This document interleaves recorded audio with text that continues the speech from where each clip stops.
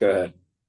And you may have already made a video very similar. It seems like something that you would do, but so the pitfall that we get into when we get into Neville stuff, and it's like the true meaning of sin. And so therefore we feel like we can't give up on something because we are committing some sin once we realize what the true quote definition of sin is. So I think a lot of people who get into Neville feel like, no, I have to persist and I've got to stick with this.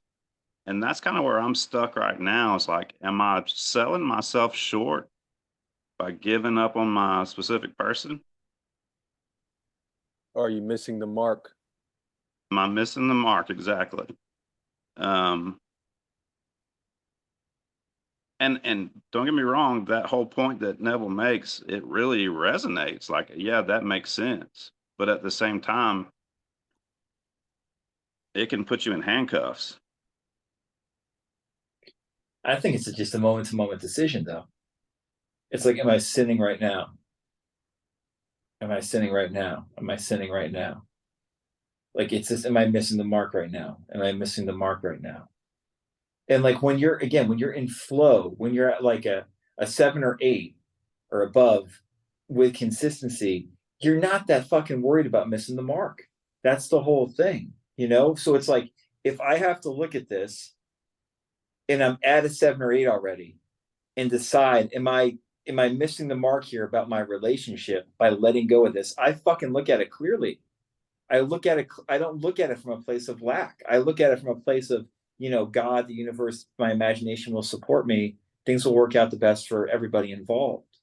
Right. That's different. That's different than looking at it from like a 2 or 3 or 4 on the scale. Because letting go isn't missing the mark to me in many cases. I don't think that's considered missing the mark when people let go of things or let go of the because really what you're letting go of when you ask that question to me, it's the obsession. It's the obsession, is to control. Those are the types of things that people are letting go of. Not necessarily doesn't mean you don't want the desire anymore. It just means, you know what, I'm going to stop stressing myself over all of this. And that to me, that's not missing the mark at all. In fact, that's how you hit the mark a lot of times.